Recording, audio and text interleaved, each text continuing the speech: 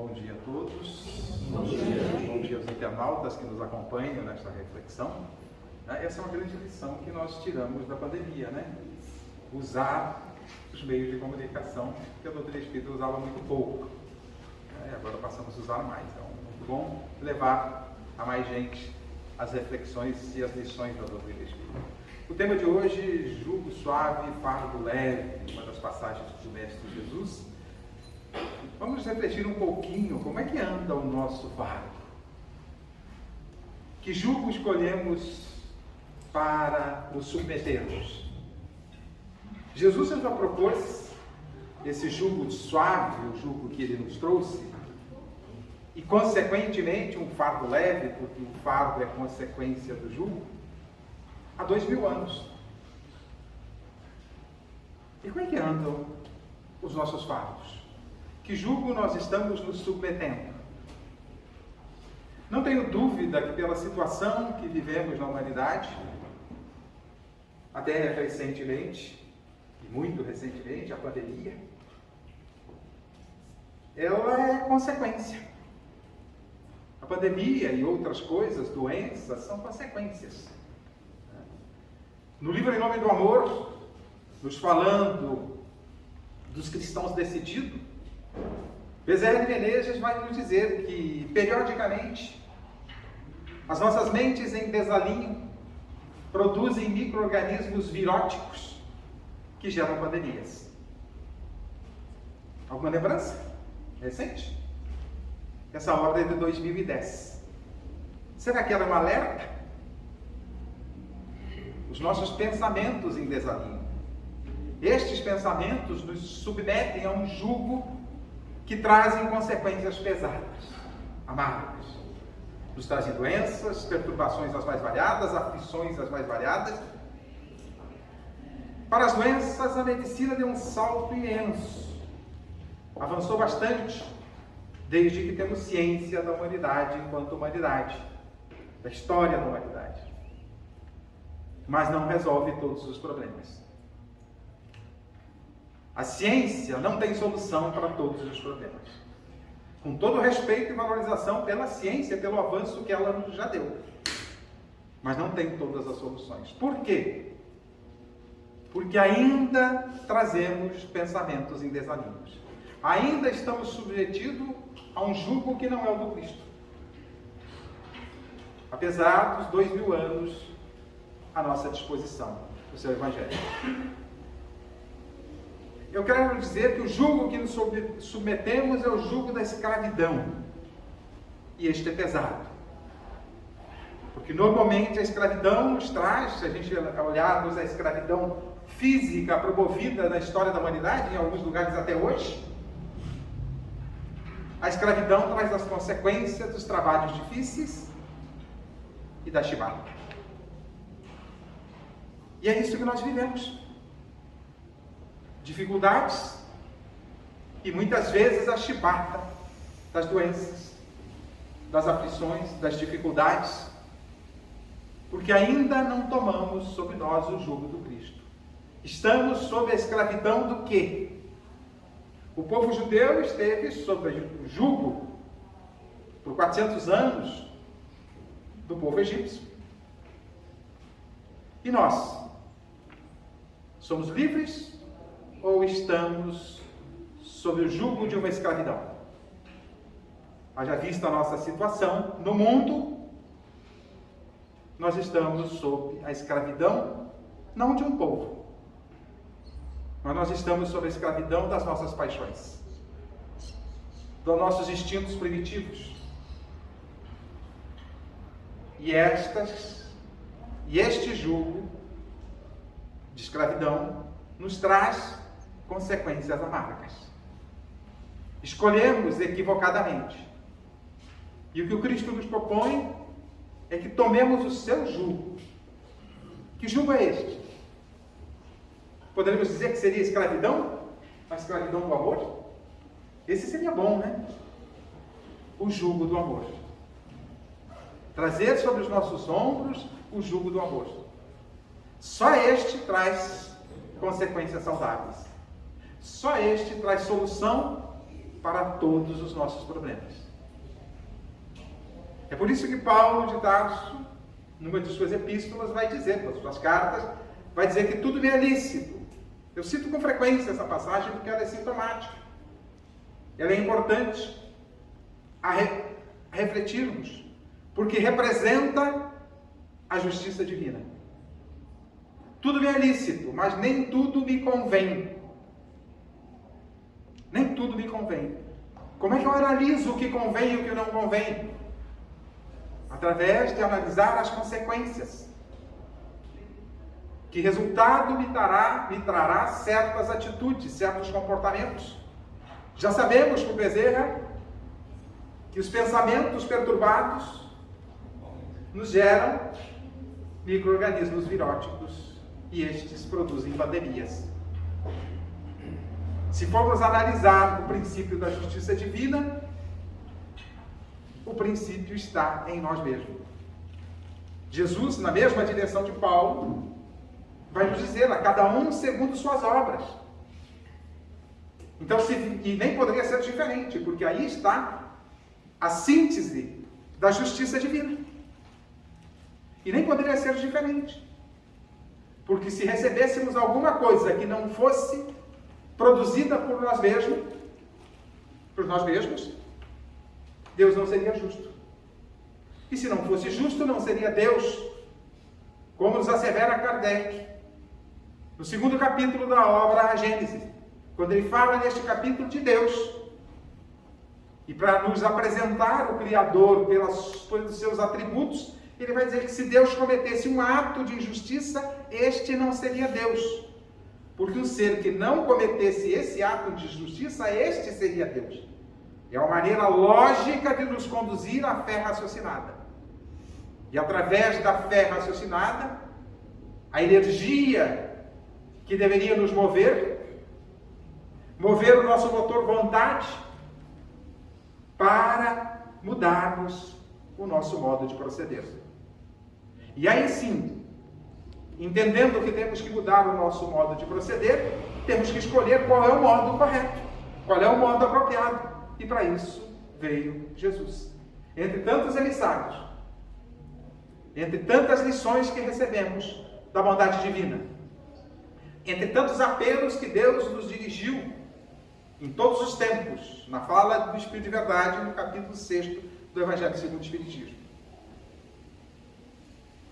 Mas Jesus está conosco, esteve conosco e está conosco, esteve no corpo físico há 2000 anos e está conosco esse tempo todo e estava antes, porque Ele é o responsável por esta humanidade que perambula por este mundo perante o Criador.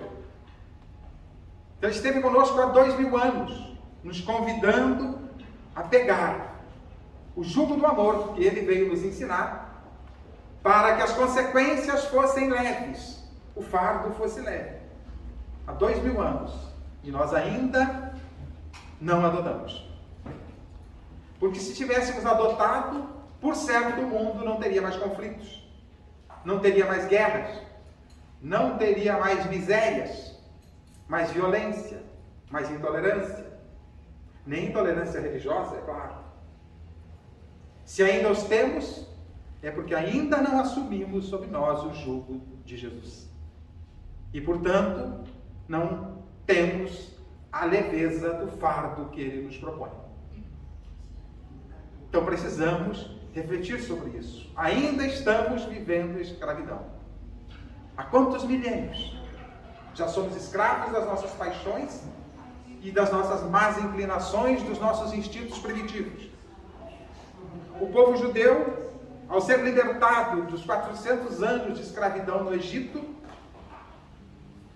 perambulou 40 anos pelo deserto, antes de chegar na terra prometida. Aí eu fico fazendo uma conta, às vezes eu gosto de fazer algumas contas, né? 40 anos caminhando. Você já imagina quantas voltas dava para dar na terra, a pé? Tinha que ser a pé, porque naquela época eu seria de camelo, de cavalo, ou a pé. Algumas voltas daria para dar na terra. Mas a terra prometida não era tão distante. Por que eles ficaram perambulando? Provavelmente, na minha interpretação, para tirar o ranço da escravidão e sonhar com vida melhor na Terra Prometida.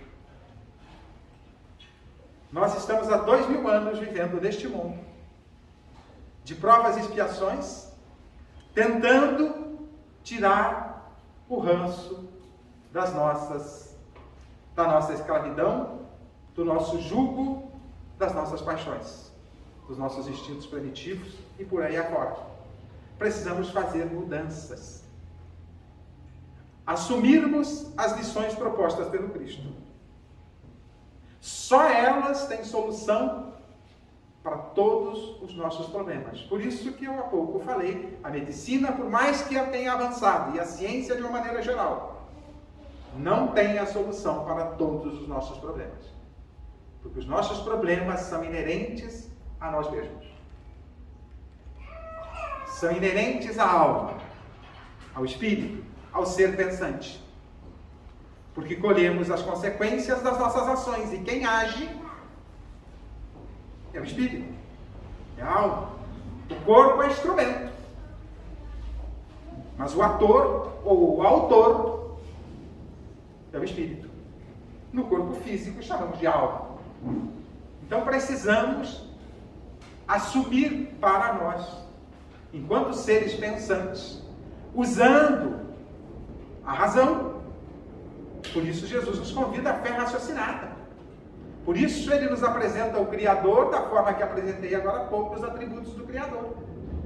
Ele tem que ser, seus atributos têm que ser a nível de perfeição.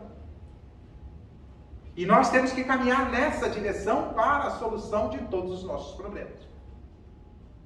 É por isso que Joana de Anjos, no livro Jesus e o Evangelho à luz da psicologia profunda, vai nos dizer: Jesus humanizado é o grande médico das almas, que as conhecendo em profundidade, o pastor conhece todas as suas ovelhas, apresenta a terapia recuperadora, ao tempo que oferece a libertadora, para que evitemos novos comprometimentos. É o grande médico das almas, porque ele trouxe as lições para que façamos a transformação e a cura de nós mesmos. Para que saiamos do jugo da escravidão para o jugo do amor. Portanto, ele nos trouxe a terapia profunda, apresentando, portanto, a terapia recuperadora. Por que recuperadora? Porque nós temos um passado. Nós temos uma história. Nós temos uma história de escravidão de quantos anos? Quantos milênios? Dizem os entendidos da ciência que o ser humano está na Terra há 11 mil anos, mas já tem cientista falando em 100 mil anos. Então nós temos uma história. Então precisamos de uma terapia que nos recupere dessa história. Corrijamos o nosso passado. Dito de outra forma, corrijamos e recuperemos as consequências de erros passados. Na fala de Paulo de Tarso. Nem tudo me convém. Deverias ter olhado isso antes. Mas já produzimos situações delicadas no passado. E se você olha para o seu passado agora e não enxerga as causas que dão origem às aflições que você vive hoje, aí você precisa de uma outra questãozinha que a doutrina espírita vem esclarecer, conforme a promessa do Cristo. Vou-me, mas rogarei ao Pai, e Ele vos dará um outro Consolador, que ficará convosco para sempre, o Espírito de verdade, para vos relembrar o que eu tenho dito, mas também para esclarecer todas as coisas. E a outra questãozinha que precisamos é a reencarnação. Jesus falou da reencarnação quando falou de Nicodemos, quando falou da volta de Elias na figura de João Batista. Quando questionou seus discípulos, quem dizem por aí que seja o Filho do Homem? Estão interpretando as palavras, não são exatamente essas. E os discípulos disseram, uns dizem que você é João Batista, outros que você é Elias, outros que você é Jeremias. E aí Pedro assume a palavra e diz que tu és o Filho do Deus vivo. E Jesus responde, não foi a carne que te orientou, foi o meu Pai. E farei de ti a pedra que sustentará a minha igreja. A Pedro. Está falando de reencarnação, mas ele não entrou em detalhes. Então era preciso esclarecer todas as coisas. Só a reencarnação vai nos mostrar, é o instrumento, né, da justiça divina. Porque sem a reencarnação, com as besteiras que fizemos, nós temos duas alternativas, ou até três. Céu, inferno ou purgatório. Quem aqui tem certeza que, sendo estas as situações, quem aqui tem certeza que vai para o céu? Eu não tenho. Para o purgatório, quiçá. Para o inferno, mais provável. Porque a gente sabe as besteiras que faz. Seria justo isso? Por um equívoco. Deus nos punir para a eternidade. Vocês sabem o que é eternidade? 1 milhão de anos? Não. 1 bilhão de anos? Não, um pouco mais. Eternidade. A gente não tem nem ideia o que seja. Por faltas cometidas em uma existência, Ele nos colocaria para a eternidade. Sob um fogo estranho? Um fogo que não consome? Não. Como entender isso? A justiça divina. Meu filho, errou? Volta para a escola. Não passou de ano? Não conseguiu vencer a ti mesmo? Volta para a escola. Reencarnação. Eu fico até meio estranho, às vezes, quando o cristão não acredita na reencarnação. Por quê? Porque está no Evangelho. Está negando Jesus. É preciso que volteis. É preciso nascer de novo, na fala de Nicodemos. A volta de Elias é um símbolo claríssimo da reencarnação, porque Elias tinha falecido, desencarnado, há mais ou menos 800 anos na época, e tinha voltado na figura de João Batista.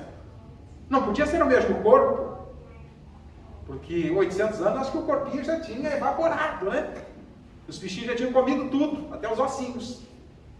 Então era a volta de Elias espírito, num novo corpo. Então a reencarnação representa o instrumento de Deus para pôr em prática a sua justiça, porque a sua justiça é a cada um segundo suas obras. Não o espírito da lei, olho por olho, dente por dente, mas na necessidade de reparar o que produzimos, colher os frutos que plantamos. E se queremos frutos saudáveis, saborosos, é preciso que plantemos. Então é analisando as consequências. Então, se temos que Jesus nos traz uma terapia recuperadora, é para que nos recuperemos do nosso passado doentio. Então, se não encontramos causa nesta vida, não tem outro jeito, tem que olhar para as outras vidas, para o passado. Isso fica muito claro quando Kardec trata do assunto no capítulo 5 do Evangelho segundo o Espiritismo. Bem-aventurados os aflitos é o título desse capítulo. E ele vai tratar exatamente disso. O que você não encontra agora, tem que buscar em algum outro lugar. Só espero que ninguém vá sair daqui agora tentando fazer regressão de memória para saber o que andou fazendo no passado. Não façam isso. A menos que seja para resolver um trauma insolúvel através dos recursos da ciência. Com alguém especialista, capacitado e confiável. Certa feita eu estava num grupo de estudo, coordenando um grupo de estudo na casa em que frequento em Campo Largo, e ao falar dessa questão da reencarnação, uma senhora disse que gostaria de fazer regressão de memória para saber quem tinha sido no passado. Eu de pronto disse, eu não gostaria. Por 2 motivos. Primeiro, se Deus escondeu, que fique escondido. Se ele achou por bem esconder o meu passado para facilitar a minha continuidade, a minha vida, aqui numa nova jornada, tem um bom motivo. Poderíamos enumerar inúmeros motivos, diversos motivos. Mas o outro motivo que eu dei a ela é o seguinte: já que a cada reencarnação nós estamos num processo evolutivo, então a cada nova encarnação a gente está um pouquinho melhor. E eu disse para ela: eu ainda não sou grande coisa, imagina o que fui ontem, não quero saber. Então não vão sair daqui querendo fazer regressão de memória. Mas podemos ter uma ideia do que fomos no passado, olhando quais são as nossas inclinações hoje. Basta olhar. Quais são as minhas inclinações? Para a agressão, quando alguém me contraria? Se não tem ninguém olhando, eu pegar alguma coisa e levar comigo? Quais são as minhas inclinações? Eu vou ter uma ideia de quem eu fui no passado. E hoje, mais leve essas tendências. No passado, piores ainda. Por isso que eu não quero saber o que fui. Quero dar conta de ir para frente. Por isso, Jesus nos traz, na fala de Joana de Anjos, a terapia recuperadora. Mas também, ao mesmo tempo, oferece a libertadora. Para que a gente olhe daqui para frente. Repare os erros do passado. Observe o que precisa mudar. E daqui para frente, façamos uma semeadura diferente. Melhor. Que possamos semear o amor para colher os frutos saudáveis que advêm dele, do amor. Por isso Jesus é o grande terapeuta, porque ele nos trouxe as lições para solucionar todos os problemas da alma, do ser pensante que somos. Então, nos traz também a terapia libertadora. Libertar do quê? Da escravidão que vivemos. Da escravidão que citei já 2 ou 3 vezes, das nossas paixões, dos nossos instintos primitivos e assim por diante. Precisamos caminhar nessa direção de nos libertarmos, porque ao nos libertarmos e pegarmos o jugo do Cristo, que é o jugo do amor, o fardo será mais leve. Agora, se você acha que o seu fardo está leve, beleza, tranquilo, que você não precisa mudar nada, não muda. Mas não tenho dúvida que na somatória da situação que a humanidade vive, temos muito o que mudar ainda. E muito o que mudar. Não é pouco. Mas o Evangelho está há 2000 anos. Pois é, para ver o quanto nós somos teimosos. Há 2000 anos e ainda evoluímos muito pouco.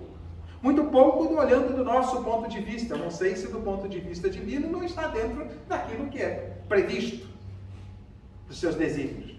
Mas para nós, que estamos buscando aos pouquinhos estudar e entender as lições do Cristo, dá a impressão que nós estamos a passos de tartaruga nessa direção de progredirmos. E principalmente porque adoramos viver como escravos. E temos receio de fazer as mudanças necessárias em nós. Porque não haverá mudança que nós não empreendamos em nós mesmos. As mudanças todas que eu tenho que fazer, nenhum de vocês pode fazer por mim. E aquelas que vocês têm que fazer, que cada um tem que fazer, ninguém o fará por vocês.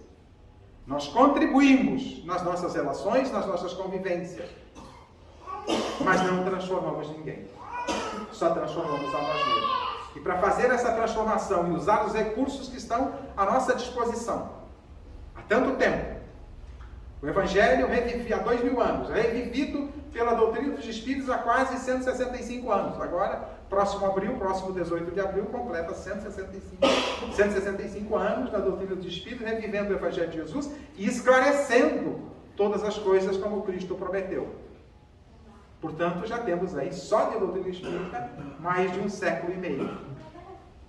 E ainda não pegamos esse jugo para nós. Escolhemos ainda viver na escravidão. Então é preciso que a gente mude isso para que não tenhamos novos comprometimentos. Ou seja, o médico das almas nos recupera e também nos oferece a libertação para evitarmos novos cometimentos que trarão consequências pesadas no futuro. E aí eu pergunto, se não podemos mudar o passado, não podemos no sentido de imediato, ou seja, saímos daqui com o nosso passado limpo. Podemos mudar, sim. Como diz Pedro, o amor cobre multidões de pecados. Mas temos que nos perguntar o que estamos fazendo hoje. Vamos colher amanhã. É da lei. Não tem outra alternativa. Faz parte do processo da justiça divina, a cada um segundo as suas obras. É lei de causa e efeito, como a gente diz em doutrina espírita. É lei de ação e reação. Até brinquei outro dia numa palestra, e vou repetir o convite a vocês aqui. Eu não achei nenhum voluntário. Aqui tem o quê? Umas 150 pessoas? Eu devo achar um voluntário aqui. Eu preciso de um voluntário para chegar numa dessas paredes e dar um murro. Bem dado. Tem voluntário ou não? Ninguém? Poxa, vocês não colaboram também, né? Por que vocês não farão isso? Porque sabem que vão quebrar a mão. É isso que Paulo está nos dizendo. Tudo nem é lícito. É livre para vocês darem o murro na parede, não é livre? Não são livres para isso, se alguém quiser? Mas não convém. E é isso que ele está nos alertando. Nas coisas da vida, do dia a dia, eu posso tudo. O que nós chamamos de livre-arbítrio em doutrina espírita. Deus nos deu a liberdade de agir. Aí a gente fica pensando que foi um presente. Podemos até dizer que foi um presente grego. Não é? Por quê? Porque a liberdade de agir atrela consigo a responsabilidade pela ação, pela nossa atitude. Se você teve a liberdade de dar um murro na parede e quebrou a mão, você é responsável pela sua mão quebrada, não é a parede. E nós adoramos arrumar responsáveis por aquilo que vivemos. Você quer saber quem é o responsável pelas coisas amargas que você vive? Todo mundo tem espelho em casa? Dá uma olhadinha no espelho que você vai descobrir quem é o responsável. Somos nós mesmos. Pelas nossas atitudes, pelas nossas ações. Então, se queremos dias melhores, temos que fazer escolhas melhores. Seguir as lições trazidas por Jesus. Mas nós adoramos ainda seguir o canto da sereia. Pegando a lenda. E seguindo o canto da sereia, temos as consequências não muito agradáveis. A escolha é nossa. Pergunta 625 do livro de Espíritos. Kardec pergunta aos espíritos, aos imortais, qual o ser maior que Deus colocou na Terra para servir de modelo e guia para a humanidade? É a resposta mais curta do livro dos Espíritos. Jesus, ponto. É a resposta mais curta. Não, nós temos o Cristo para servir de modelo e guia, para seguirmos, porque Ele trouxe a essência da lei divina. Por isso o seu jugo é suave e as consequências do fardo leve. Porque Ele nos trouxe, em síntese, a lei do amor. Resumidamente, podemos dizer que seu Evangelho contém a lei do amor. Tudo nele são lições para aprendermos a amar. Não tem outra, não tem mais nada. Tudo ali é recurso para aprendermos a amar. Então, nós temos as lições necessárias. O que falta? Aplicá-las em nosso dia a dia. Seguir Jesus como modelo e guia, é seguir os seus passos. E é impressionante como nós seguimos a tantos. E não é idolatrar Jesus, não. É seguir as suas lições. E como nós adoramos idolatrar outros seres. Tantos. Eu outro dia estava olhando, resolvi fazer uma pesquisazinha, acho que uns 4, 5 anos atrás na internet, e fui ver quantos seguidores tem Haroldo Dutra Dias, Divaldo Pereira Franco, Alberto Almeida. Eu até tenho um canal no YouTube lá, mas não vou nem falar quantos seguidores eu tenho. Eu tinha um canal antes, com uma palestra e ficou lá abandonado. Aí quando veio a pandemia eu resolvi colocar mais coisas lá. Tem umas 140 palestras lá. Já durante a pandemia a gente foi colocando algum material lá para auxiliar neste momento de dificuldade da pandemia. Mas pegando o Haroldo Dutra Dias, Alberto Almeida, o José Raul Teixeira, Divaldo Pereira Franco, não sei se agora eles já estão com mais de 1 milhão de seguidores. Mas as visualizações, na época que eu olhei, não passavam de 200, 300 mil, quando muito. Aí a gente pega alguns desses ditos youtubers. 15 milhões de seguidores. 10 milhões de seguidores. 20 milhões de visualizações. Aí você vai ver o conteúdo e comparar o conteúdo de um Divaldo Pereira Franco, de um Alberto Almeida, e desses influencers, não tem termo de comparação. 90% são coisas inúteis. Ao passo que estes expoentes que nos trazem grandes lições, não tem nada inútil. Mas nós adoramos a inutilidade. Eu até tenho uma indignação com televisão. Por quê? Porque é um instrumento que penetra em todos os lares praticamente. Seria um instrumento de orientação e de fazer um desenvolvimento da população de uma forma maravilhosa. Vou chutar, tá? Não é uma estatística oficial, tá? 90% é inaproveitável, é lixo. E quantas visualizações tem? Quantas pessoas seguindo tem? E aquele que Deus mandou para servir de modelo e guia para a humanidade, nós o seguimos. Uma vez por semana, sentamos para assistir uma palestra, entramos na igreja para ouvir uma missa, numa igreja evangélica para assistir um culto, e estamos resolvidos. Estamos? Não. Os templos oferecem recursos, nos orientam. Mas enquanto não pegarmos estas orientações e colocarmos em nossas vidas, não vamos mudar nossas vidas e nem a humanidade. Muita gente diz, não adianta mudar, porque eu não vou mudar a humanidade. Nós temos o poder de mudar a humanidade? Sim. Temos? Só uma pessoa confia nessa? Confia em nós? Né? Confia no nosso poder? Temos. Mudando a nós mesmos. Porque a humanidade é a somatória das nossas ações.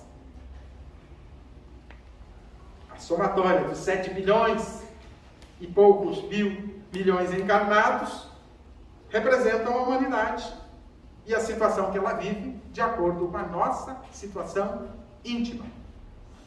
E a humanidade está perfeita. No Brasil, então, que nós estamos 90% aí nos templos religiosos, o Brasil não tem mais violência, não tem mais feminicídio, não tem mais corrupção, não tem. Pois é.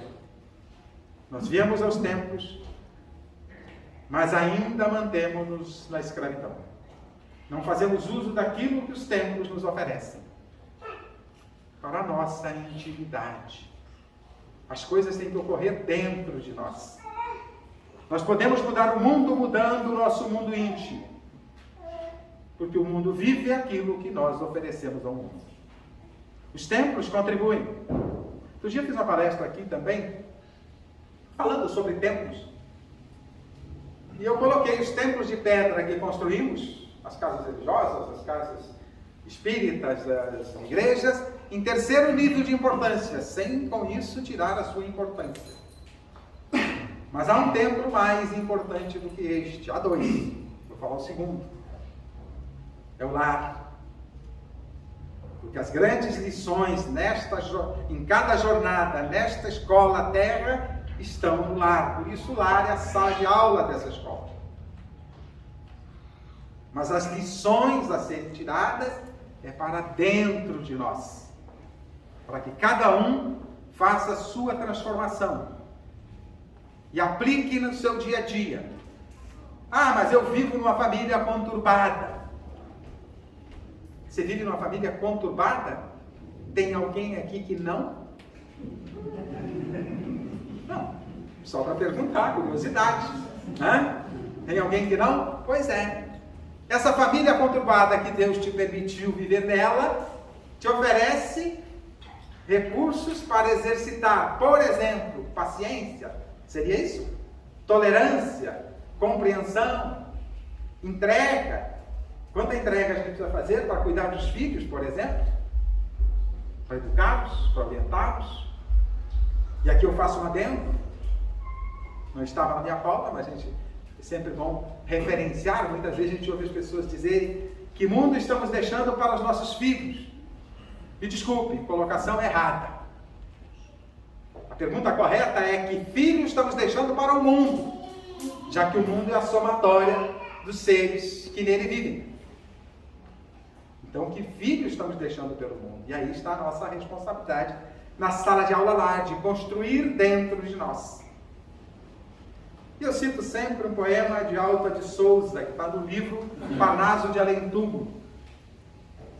Não sei se vocês já leram, não vou nem perguntar aqui quem já leu, para não constranger quem não leu.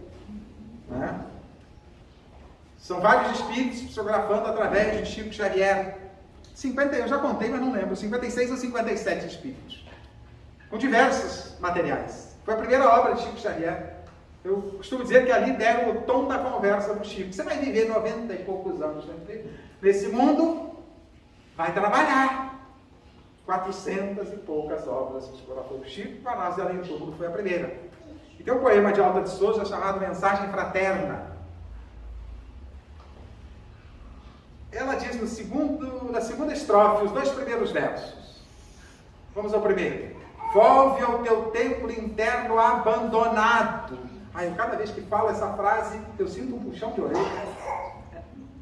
Volve ao teu templo interno abandonado, a mais alta de todas as capelas.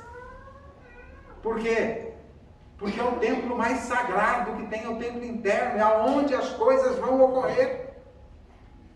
Mas vão ocorrer quando nós cuidarmos desse templo interno, que ele não esteja mais abandonado. Eu já vi pessoas nos templos por aí, casa espírita, cuidando da casa espírita. Já tenho parentes que cuidam imensamente da igreja que frequenta. Não está errado. Mas vejo pessoas que fazem isso, mas não cuidam do seu lar adequadamente. E não cuidam do seu mundo íntimo adequadamente. Temos que cuidar dos templos, mas precisamos cuidar da sala de aula onde estamos inseridos. Mas eu não pedi para nascer naquela família. Me desculpe, pediu e implorou. Não lembra, mas implorou. Escolheu os pais, escolheu a cidade. Raramente alguém reencarna compulsoriamente na atualidade. A maioria participa de um planejamento. Sempre a reencarnação há um planejamento. Mas na maioria dos casos participamos do projeto e viemos para cá, cheio de promessas. Não, agora eu pego o Cristo como modelo e guia. E a gente chega aqui, se agarra nos nossos escravocratas e vive consequências amargas. Não resgata o passado e nem melhora o futuro. E aí quer jugo suave e fardo leve. Não vai ter. Isso é conquista individual, intransferível, colaborativa. Por isso vivemos em sociedade. Mas depende das nossas próprias ações. Para isso é preciso que a gente olhe para cada um de nós. Olhemos para nós no espelho da alma e vejamos o que precisamos mudar. O que precisamos mudar? Kardec pergunta na pergunta 919 do Livro dos Espíritos, e a última pergunta da terceira parte. Qual meio prático tem o homem para melhorar-se neste mundo? E a resposta? Um sábio da antiguidade, Volto disse, conhece-te a ti mesmo. Dizem que esse sábio foi Sócrates, mas outros autores dizem que Sócrates perpetuou, junto com Platão, esta colocação, porque ele lera isso num templo em Delfos de filósofos anteriores. Não importa. Importa que a resposta é essa, e conhece-se a ti mesmo. Mas é tão dolorido, né? É fácil olhar para o espelho da alma e olhar os nossos defeitos? É fácil? Não, é mais fácil olhar o defeito dos outros. Principalmente se for das sogras. Né? A gente adora. Estou brincando com as sogras aí, tá? Não tenho nada contra as sogras. Muito pelo contrário. Eu tenho uma esposa porque ela teve uma mãe. Né? Então tenho que agradecer a ela, né, por ter me oferecido uma esposa, uma filha. Mas a gente adora olhar os defeitos dos outros. Não resolve absolutamente nada. Pode resolver se a gente olhar com o intuito de como não fazer. Ou como fazer se o que a gente olhou não é defeito, é qualidade. E aí eu sugiro a leitura do capítulo 10 do Evangelho segundo o Espiritismo. Os 3 últimos itens, 19, 20 e 21, onde Kardec fala um pouquinho sobre essa questão da crítica, de olhar os defeitos dos outros. Se esquecer qual é o capítulo, não tem problema. Lembra do assunto, lê do capítulo 1 ao último do Evangelho segundo o Espiritismo, vai achar o que eu estou falando e acha um pouquinho mais. Tem mais coisas lá, bem interessantes. Então é preciso que a gente faça um olhar para nós. Para ver aonde precisamos mudar para subir sobre nós, fugirmos da escravidão e entrarmos sob o jugo suave do amor, como propõe Jesus. E isso só nos conhecendo. Recursos para isso já não faltam mais. Deus nos mandou tantos emissários. Citei há pouco um pedacinho do trecho do Espírito de Verdade. Deus dirige aos vossos corações, através do Espiritismo, um supremo apelo. Já dirigiu inúmeros apelos aos nossos corações. Através do Espiritismo, um supremo apelo. Até eu brinco às vezes, temos azar em ser espíritas. Por quê? Porque a quem mais foi dado, muito mais será cobrado. Outro dia eu falei isso e não expliquei, aí a pessoa me corrigiu depois, quando foi encerrar, que discordava de mim, que não era azar ser espírita. Eu também não acho que seja azar ser espírita. Eu até agradeço diariamente por ser espírita. Mas eu disse como reforço de instrução. Se temos azar ser espírita, por quê? Porque com mais informações, maior a responsabilidade. Melhores os recursos para a nossa transformação. Mas enquanto não olharmos para nós, não tem jeito. Enquanto não olharmos para nós, para ver aonde precisamos mudar e aonde precisamos aplicar os ensinos de Jesus para nos libertarmos da escravidão, não vai mudar. E aí, continuando a pergunta 919, Kardec não renumera, formula mais pergunta ali para maiores esclarecimentos e recebe orientações para autoconhecimento de Santo Agostinho. Vocês querem saber o que disse Santo Agostinho? assim é sim, assim é não, para poder entender. É por maioria, né? Pergunta 919 do Livro de Espíritos, se vocês me derem até 1h da tarde, eu falo. Né? São 3 páginas de orientações de Santo Agostinho. Então está lá, pergunta 919 do Livro dos Espíritos. Autoconhecimento. Enquanto não fizermos o autoconhecimento, para nos livrarmos da escravatura que vivemos e pegarmos o jugo suave do Cristo, vamos continuar colhendo frutos amargos. Não tem outra alternativa. Se queremos um jugo suave do amor em nossas vidas e as consequências de um fardo leve, temos que fazer a nossa parte. Os recursos estão à nossa disposição. No meu entendimento, hoje, para a humanidade, mudar para melhor, o grande desafio é olhar para si mesmo. Porque os recursos para fazermos as mudanças estão disponíveis. Mas enquanto eu não souber aonde preciso mudar, o que preciso mudar, isso só descubro me olhando. Reconhece-se o verdadeiro espírita pela sua transformação moral e pelos esforços que faz para dominar as suas más inclinações. Capítulo 17, se eu não estou enganado. Mas não se preocupe com o capítulo, o título é Sede Perfeitos.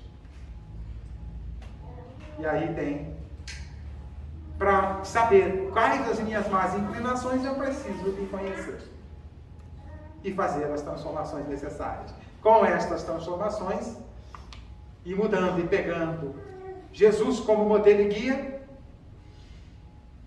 eu terei um jugo suave, me livro da escravidão e consequências de fardo bem levinho, bem tranquilo, porque o amor é tranquilo, é sereno e é doce e saudável.